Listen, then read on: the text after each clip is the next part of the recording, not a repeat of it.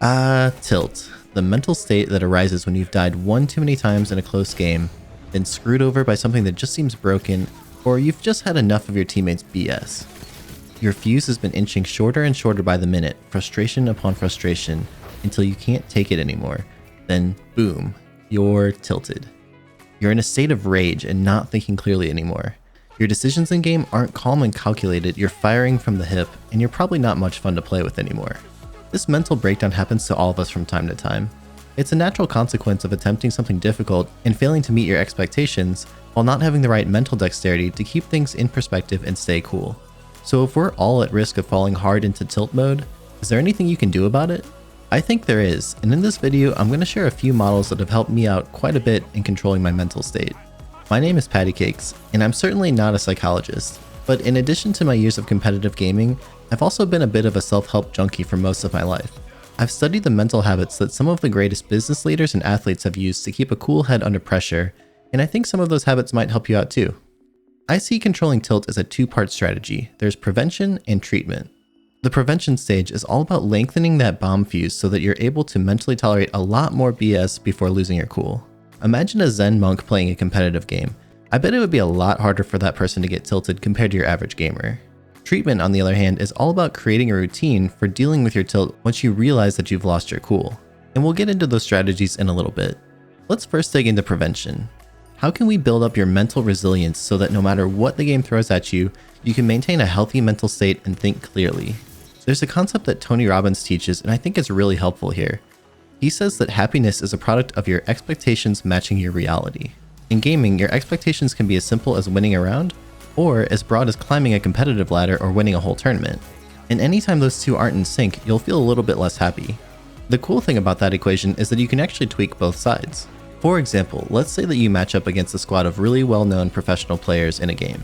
Your expectation probably isn't that you're going to walk all over them since you know they're really strong players. So then when your reality is that you get beat up pretty quickly, it's not really that hard of a mental blow because you kind of saw it coming. On the flip side, let's say you come across a team that looks like an easy win and all of a sudden things aren't going your way, and the reality is that you're losing the match. It's a perfect recipe to get tilted. So the cool thing is that we can actually tackle both sides of this equation. Let's first tweak how you frame your expectations. Instead of having an expectation that you're going to win the game, what if you change that expectation to, I'm going to work hard and play to the best of my abilities and focus on the key things I've been practicing. Then, regardless if you win or lose, you're in total control of the reality of trying your best and playing the best way that you possibly could in that moment. There will certainly be things that are outside of your control too. You can't do much about the matchmaking system, teammates who make dumb plays, randomness in gunfights, overpowered abilities, or just bad netcode. So focus your energy on things you can control instead of getting tilted by things that you have no influence over. On the flip side of the equation, we also have influence over how well we perform in a game by taking good care of ourselves. If you're not feeling like you're performing at an optimal state, take an inventory of how well you've been treating yourself lately. Have you been eating well? Taking time to exercise and stretch and get away from the screen for a little bit? Are you stressed about something external from the game like a big test coming up or a challenge on the horizon? Or maybe you're having relationship troubles? The impact that these external factors can have is that left unchecked, you aren't 100% focused on the game at hand. It's in your best interest to take care of yourself outside of the game so that you can devote your full attention to the match in the moment when it matters. These factors all impact your ability to perform in-game, and you have to take into account the full picture, so don't be too harsh on yourself when you're not feeling your best. Remember this line: most people wouldn't have many friends if they talked to their friends in the same way that they talk to themselves. So cut yourself a break now and then. Another concept I've found to be really helpful is something I like to call the emotional resonance ladder. It comes from some of that self-help woo-woo law of attraction stuff that I'm honestly a little bit on the fence with believing, but I think there's value to this particular system. Essentially, the theory goes that you tend to resonate at different emotional levels, and good things will happen to you when you're at the higher end of the ladder, and things don't tend to go so well for you when you're at the bottom end of the ladder. So your goal here is to focus on moving up a few rungs on the ladder by focusing your attention on things you appreciate. If you're feeling a little bit down, make a mental list of the things you're grateful for. I challenge you to come up with a list of 20 things you appreciate. This forces your brain to recalibrate into a more productive emotional cycle. There's a quote I love that relates to this concept: where focus goes, energy flows.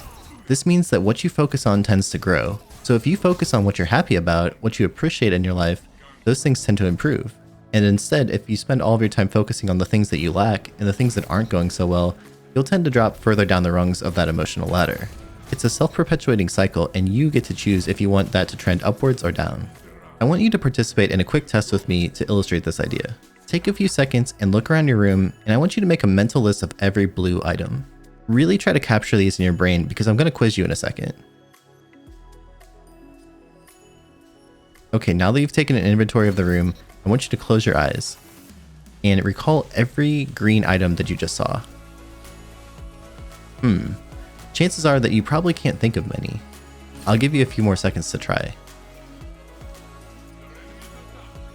Okay, now open your eyes and look around the room. I bet there's a number of objects that are green, and you just hadn't noticed them because you're looking for blue things. You have a function of your brain called the Reticular Activating System, or RAS for short. I won't pretend to be some neuroscientist on the internet, but from what I understand, it handles a lot of essential operations, and one of those important ones is helping you remember things that you focus on. Have you ever noticed, as soon as you or maybe a family member buys a specific type of car, you notice many more of them driving around? That's your reticular activating system at work. In a similar way, your brain can be rewired to make you a happier person by focusing on the things you're grateful for. It's a really powerful habit to build. I believe that reducing tilt starts outside of the game by becoming a happier person in general. There's one more concept that I want to introduce to you before we move into the treatment stage of tilt, and that's the idea that you become the average of the 5 people that you spend the most time with. So if you surround yourself with friends who struggle to live a healthy lifestyle, who have a general negative outlook on the world, and regularly make poor decisions, those tendencies will rub off on you and impact how you make decisions yourself. On the flip side, if you surround yourself with positive, uplifting people who enjoy their life and make people around them happier, that will tend to bring you up as well. You can try your best to change your friends' behavior, but ultimately that's often a losing battle, and unfortunately you may just need to limit time with those negative people and instead work on surrounding yourself with people that you want to become more similar to. In game, this also impacts how you communicate with your teammates. If you're the cheerleader on your team who's pumping people up, praising good decisions and plays, and sharing feedback on things that they can improve upon in a constructive and positive way, that also tends to rub off on those teammates, and you'll likely see some of that positive energy come back your way. Even if you think this is cheesy, I challenge you to try it in your next gaming session. You might be surprised by how well your happier nature is received. People love being around other happy people, it's just infectious. Okay, so I think we've covered a lot when it comes to improving your mental state before you get tilted and lengthening that fuse so that you can fend off your tilt state a little bit longer. But sometimes, despite your best intentions, things just aren't going your way, and due to some external factors and maybe a particularly bad gaming session, you lose your cool and find yourself deep in that tilted mental state. So what can you do to cool off? There's a concept I learned a number of years ago that's been really helpful for me. That is that your mental state follows your physical state, and your physical state follows your mental state. This means that your biology and your psychology are interconnected, and influencing one tends to impact the other. If left unchecked, this can actually work against us. If you're spending hours and hours in the same position without getting up and moving around, without taking breaks to eat healthy meals, and not getting enough sleep, that can be a recipe for ending up in a terrible mental state. The gaming and streaming culture doesn't help us out much here either, since spending crazy hours sitting in one position, eating a bunch of junk food, and neglecting our bodies is generally viewed in a positive way as being a grinder. I fall into this trap myself too often as a content creator and a streamer, and it's really not a healthy way to live. But we can also use this cycle to benefit us and change things up when we're feeling that tilt state coming on. If you're feeling that frustration brewing from having a bad game, take a mini break and do a few push-ups, or maybe go walk around the block. Go drink some water or eat a healthy snack. My friend Orpheus likes to make some tea when he's feeling that tilt state coming on. The ritual and the smell of brewing the tea takes him away from his in-game frustration, and it acts like a mental reset button. If things are really getting heated, it's not a bad idea to even just take a full day or two off. I promise you this will not set you back as much as you might think skill-wise, and instead you'll come back refreshed and ready to rock. I've personally struggled with anxiety more in the last few years than the rest of my life due to some pretty stressful circumstances, and I found meditation and being consistent with my exercise routine is crucial for my mental health. There's a bunch of free meditation apps on your phone's app store of choice, and there's also a lot of free YouTube meditation videos that you could try out. And just as important as this to-do list of things to do when you're feeling tilted is, I think it's just as important to cover a list of things not to do. So here's a few don'ts. Don't change all of your settings and your sensitivity just because you're having an off game. It's perfectly fine to change your settings up over the long term if you truly believe those changes will make you a better player, but forcing yourself to relearn all of your muscle memory just because you're having a bad game is not a good fix in the short term. Don't flame your opponents and vent your frustrations on them. Doing this just gives you a bad reputation and paints you as some toxic player who wouldn't be a good future teammate if the opportunity arises for you to play with them. Don't lash out at your teammates for having a bad game. Even if you think it's totally their fault that you're losing, calling someone out in a negative way rarely improves the situation, and if you're already feeling tilted, it's unlikely that you'll be able to give constructive feedback with any sense of tact. And finally, don't focus on your stats too much. Having a rough game doesn't discount the progress that you've made as a player over the last several months. Sometimes you're just having a bad day and you need to take a break. Remember that even if you're feeling frustration in the moment, it's a temporary emotion and things will get better if you just take a little break. There's a good reason that timeouts exist in professional sports. Taking a little time to mentally chill can be the reset you need to turn the tide of a game in your favor. So I hope you found this video helpful. It's one that many people have asked me to create, so I wanted to take my time and really dig into these ideas as deeply as I could. If you thought it was valuable, I'd really appreciate it if you'd leave a thumbs up to let other people know. Also, let me know in the comments what was your biggest takeaway. I'd also love to know what other videos would you like to see me create.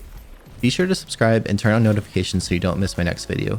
I aim to upload at least one new one each week. I also stream many days of the week on Twitch, and I love discussing these types of mental health issues that we deal with as gamers. And if you're a Destiny 2 player on PC, I've been really enjoying doing some help in Trials of Osiris each weekend, and I'd love to play with you.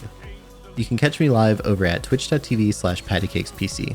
If you're a Twitter user, I've been getting more active on that platform lately as well, and I'd love to chat with you. My handle is pattycakesgg if you'd like to follow me. And finally, my community Discord is a great place to meet other gamers. We've worked really hard to keep it a positive space to meet new friends and play games together. There's a link to join in the description, and if you're a Destiny player, it's a great place to find a fire team for Trials of Osiris. There's players on all platforms in there. That's all for now. Catch you guys next time.